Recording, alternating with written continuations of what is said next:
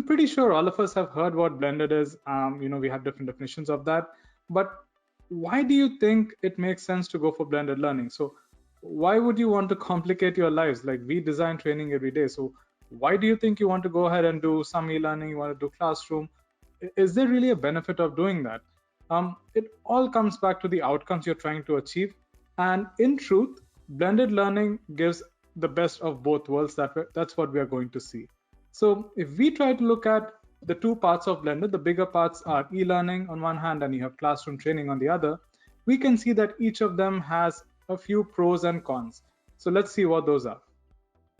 Now, for all of us who do a lot of classroom training or who at least organize classroom training in our companies, we know that the availability of subject matter experts is a big struggle always. So even if they're available, most of the times they don't have the time, or sometimes they're not even inclined to give the training as a professional trainer would do it, because they're not trained for training, right? It is not their day job. So many of our clients suffer from the same problem, wherein all the trainers that they bring to the classroom are really not qualified to train. So what happens is the training is not really that consistent. Each person has a different way of training it, and we don't really know for sure that each learner is going to get the same experience with different subject matter experts.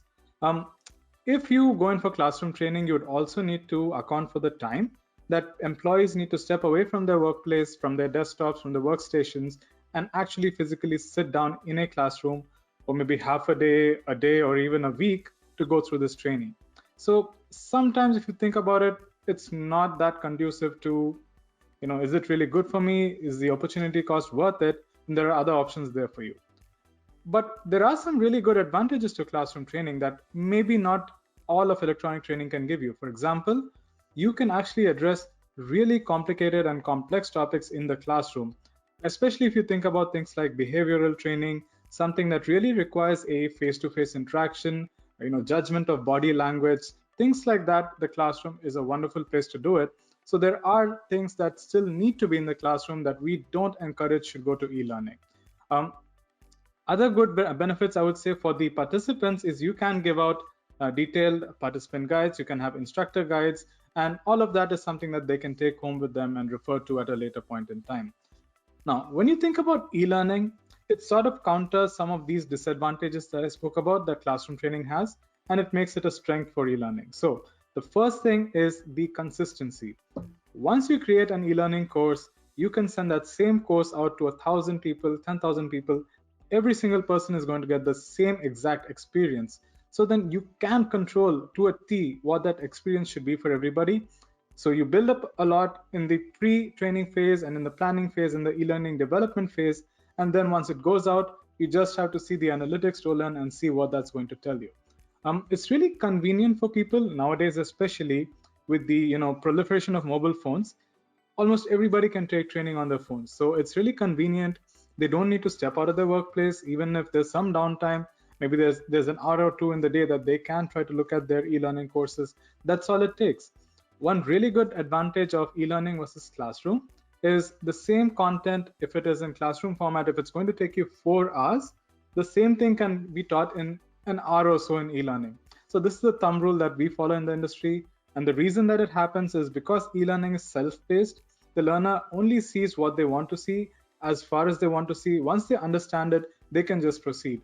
They don't need to wait for others to catch up to the trainer. They don't need to go through things that they already know. So it really drives that self-learning aspect, and it's really good from the duration perspective. It's really easy to update if something changes for you. And to think about it, if you compare classroom training, there's a lot that happens with the carbon footprint. So to organize one single classroom training, you probably need to account for people moving from place to place, maybe even flying from a city to another city where the training is happening.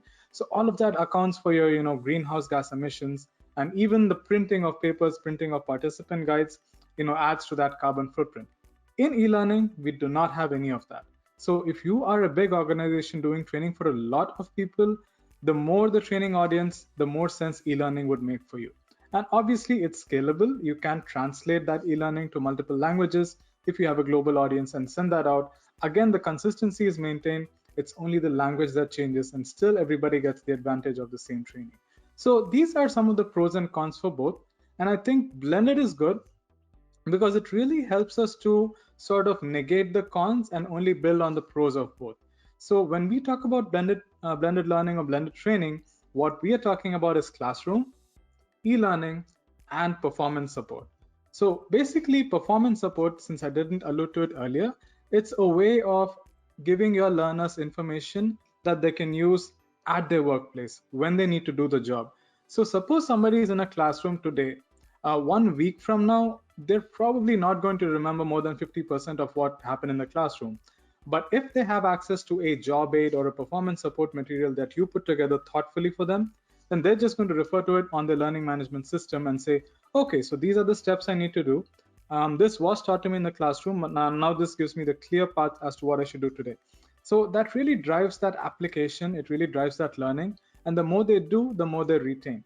So the blended learning is basically the best way to harness the advantages of all of these different learning formats, different learning modes, and it would really help you cut down on the duration, because things that can go to classroom from classroom to e-learning would cut down in duration.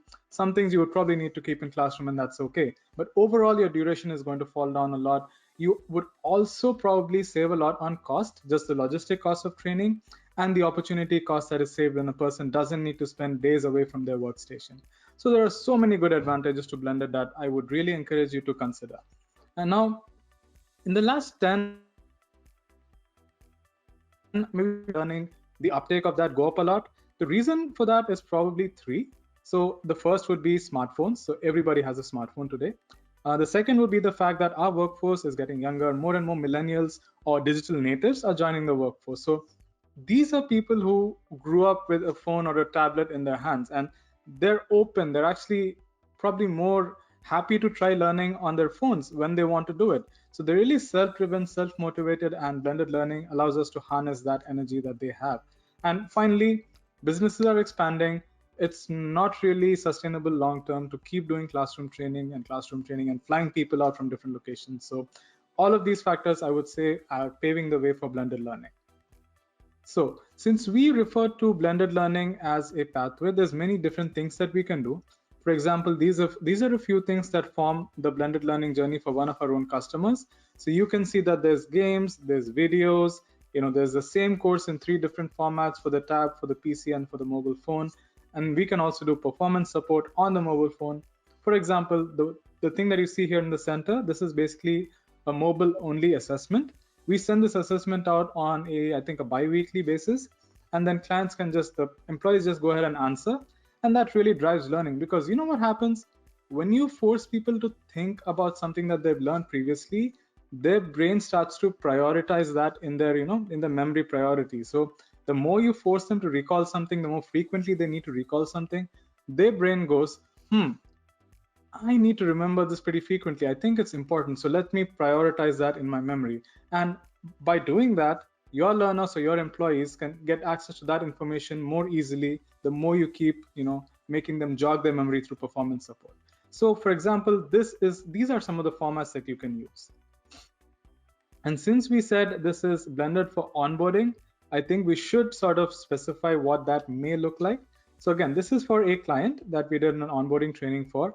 Now, if you look at it, this is an onboarding program that has many stages, many topics. For example, they have an introduction, a CEO message, there's the org structure overview, there's a virtual campus tour. So each of them, they have their own best way to portray, they have their own best way to train it.